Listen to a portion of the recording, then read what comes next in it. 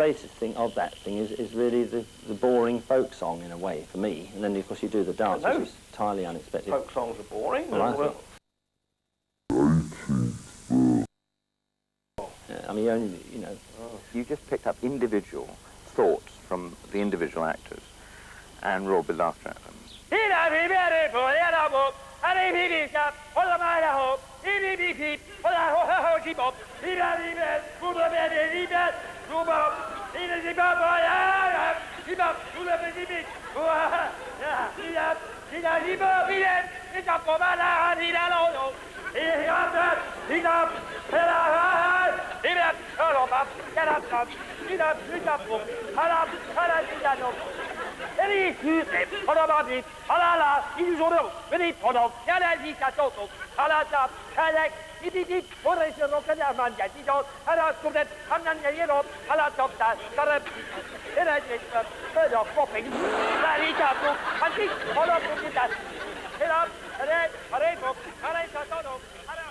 I think I first met the Alberts, probably anyway, in a coffee bar in Old Brompton Road near the cemetery. It was run by a mad Canadian. He was the first person to start coffee bars. They were sort of the only gathering place of sort of slight people who wanted something different than the norm of the waistcoat and the suit, you know, for men. And people did begin dressing in Edwardian and Victorian clothes in around about 1950, I suppose, 48, 50. And used to go down Portobello Road and haunt the junk stalls and collect old gramophones and ear trumpets and clothes. And people walked about in cloaks and were actually quite eccentric in 1950. And the Alberts were, you know, were actually, they were at it much before anyone else. And so it was only natural that you got to know people who, they sort of gravitated all together. There was no club exactly, but they were kindred spirits. And it was almost sort of harking back to a part of England that had disappeared for good, but wasn't a bad part. Because in 1950 there was just no identity. There was nothing whatsoever. So you could only, there was no future. You couldn't, the future was everyone being through the war, and the future was just something, you were glad to have survived the war, and that was it. And so, and everyone was proud of being British in those days. And because, I mean, now everyone, you know, a lot of people dress up in uniforms of the 1945, you know, 40-45 war, but that was too close. Everyone's busy getting out of them. And so, as I say, everyone began dressing in cloaks and deerstalker hats, and the women wore bustles, and lots of beautiful Edwardian clothes, and it was quite a glamorous scene, but a very, very small segment of the populace. I mean, people used to throw stones at us and things like that. And then the Temperance Seven came along, with the Alberts as sometime performers, I understand. And I always wanted to put them in a film because I was very much into Victoriana myself. When I got into the BBC, after several years, I made a film on Dante Gabriel Rossetti and the Pre-Raphaelites, and I thought this was the ideal film for the Alberts. And they could come into their own, so they provided their own props, their own costumes, and one played Rossetti's brother, Tony, and Douglas played Holman Hunt. And the actual visuals of the picture are very, very convincing. They look like old photographs of a Victorian album. It's a kind of crazy amateurish love of British musical that seems to be behind the actual why they do it like that. Nag, nag, nag. I haven't had a good dinner all week. What do you expect coming in at that time of night? Oh, remind me of your mother, you do. You don't have to bring her in. Now, are we going to do this Punch and Judy show, aren't we? Oh, now, give me the puppets. You promised me I could do the puppets. Yeah, I'm doing the puppets. Oh, dear, oh, dear, oh, dear. Here comes the crocodile. It's not the crocodile's turn yet. It is the crocodile's turn. You promised me I could do it. No, it's my crocodile. Give me the crocodile. Give me the crocodile. No, it's I'm doing the crocodile. If I'm not doing the crocodile, I'm doing nothing at all. Oh, dear, oh, dear, oh, dear.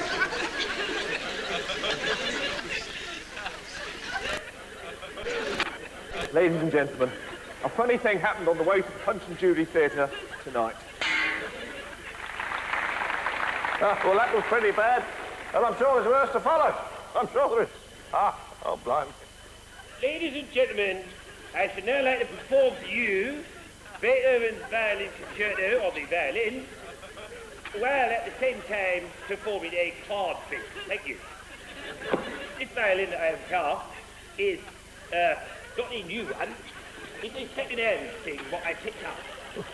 And it is dated 1742. What about the one-armed fiddler? Well, don't do that one. Did you write that one? Hey? Did you write that one? Go on, Right, that's fine. I didn't know it. Ladies and gentlemen, very extraordinarily difficult number. The card here is the six of spades. And on the left side is the 1742 violin. I shall now perform this simultaneously with both at the same time. That is. Thank you, ladies and gentlemen. The disciplined card trick. Thank you.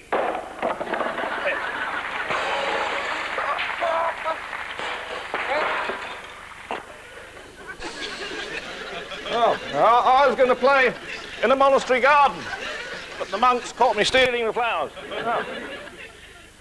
Now, the last time I played this instrument was at the Stradivarius Hotel. That sounds like a violin. What? Violin. There.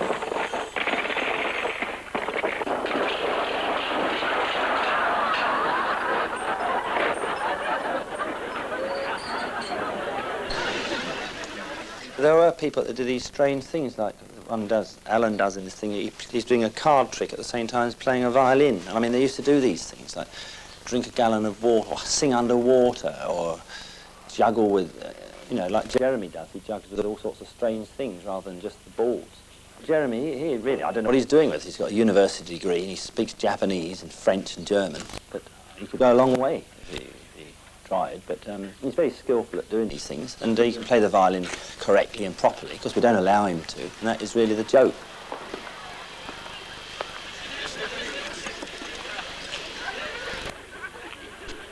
Well, enough of this rubbish. I think it's about time we had some culture in the programme. I would like to perform... He'd like to. ...the Polacca from the Brandenburg Concerto No. 1 by Johann Sebastian Bach. Give him a big hand.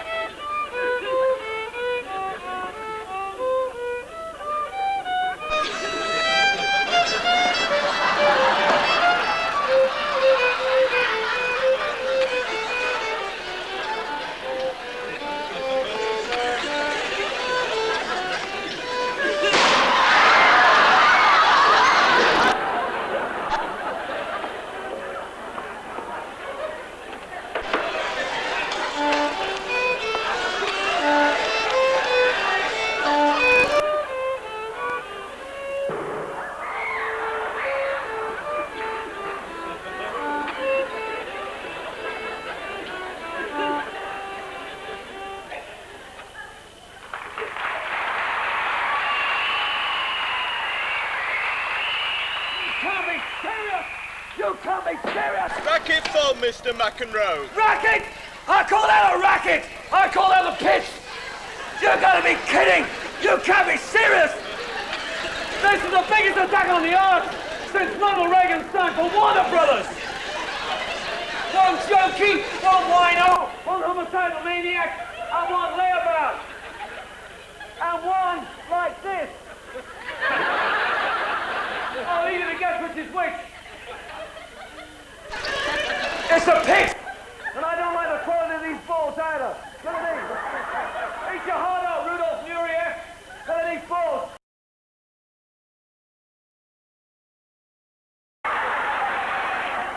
You can't be serious!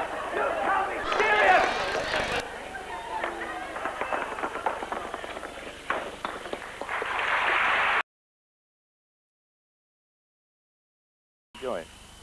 I know some people did get... John Fortune got very, very cross indeed. He was working at the establishment when they were on there. And he said he was coming down one night rather late to go and take his cue. And as he went past on the stairs, completely deafened him, and he couldn't remember, couldn't hear a cue for the rest of the evening. Well, Tony here was having a few words with Madame de Winter in number 1 dressing room, and this awful banging noise, and I went into my dressing room, dragged them out, being very charred in the process, and then next to the dressing room there was a toilet, and there was a gentleman sitting on the toilet, and the explosion brought the whole wall of the toilet down on top.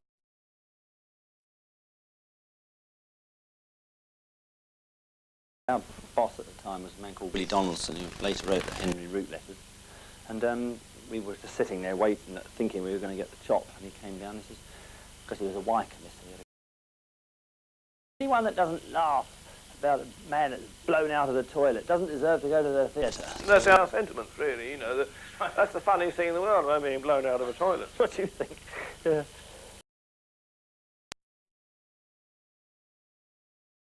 Eccentric people here and there, and I guess they are the most eccentric of the lot. Now, we're very lucky tonight. We've engaged the services of... and I'm going to accompany him on the gold-plated pandemonium that was banned from the Vatican for sexual reasons.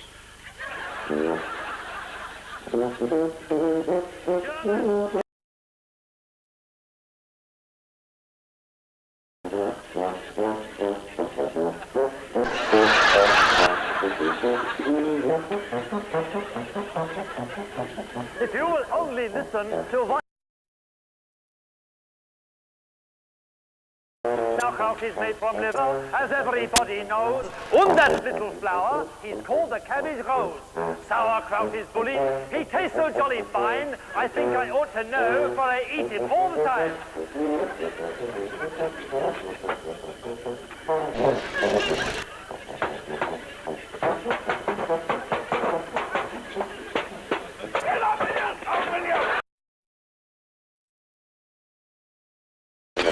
When sauerkraut begins to smell, well, he can smell no smeller. We put him in a little tub and put him in the cellar. And then we stand und stand him with our feet.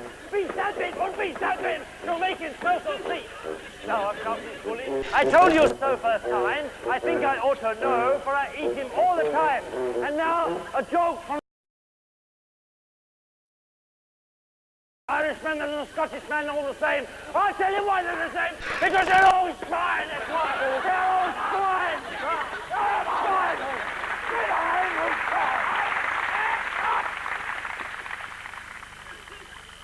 They're all swine, I say. Everything has a truth and reality where all these acts come from. Well, like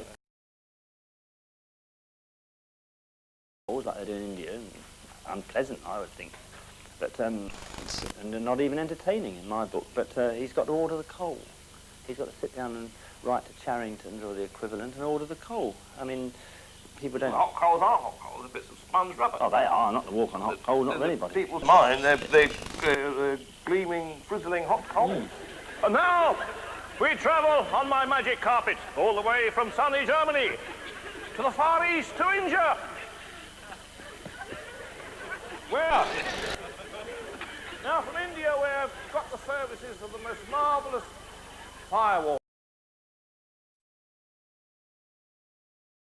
Now, bring on the hot coals. The hot coals are coming on, sizzling and burning. Can you see them all? Look, sizzling. Oh, my word. Now, lay them down, Sinbad. Now, on top of the hot coals, we've got a fakir. A fakir. Abdul Al Jalabi.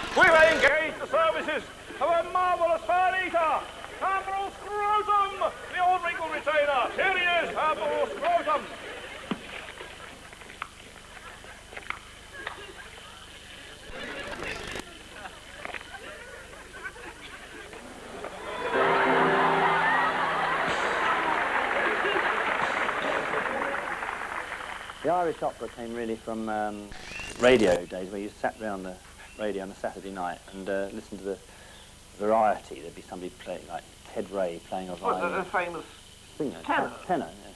Cavan O'Connor. He's still alive, marvellous singer. His signature was, I'm only a roving vagabond, oh, good night. And this voice coming over, so we thought this ought to be set to a little scene ought to be set around. That's right. And now, a grand scene from a grand Irish opera. Or Who Locked the Door? By Ben Doon and Phil McCracken. Now, I'm the orchestra, and my brother, the air consumptive to the throne of Ireland.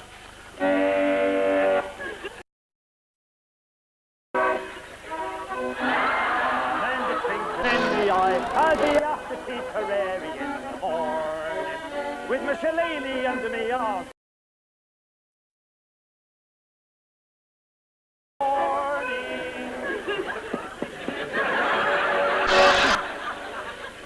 I'm only a stroll.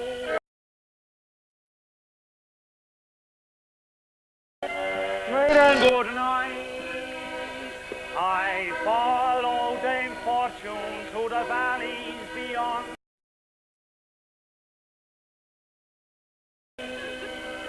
Good night.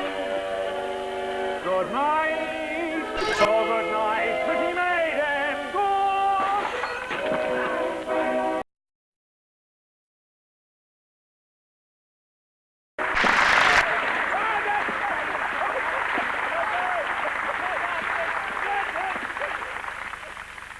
Oh, the Exploding Tenor, yeah. Exploding Tenor? Yeah, remember that? Yeah, the Albert Hall. Yeah, we did that at the Albert Hall. Yeah, well, there was a man called Caruso. Tony, it wasn't Caruso. Mario Lanza. Mario Lanza. Yeah, we always used to joke amongst ourselves, this man ate himself. The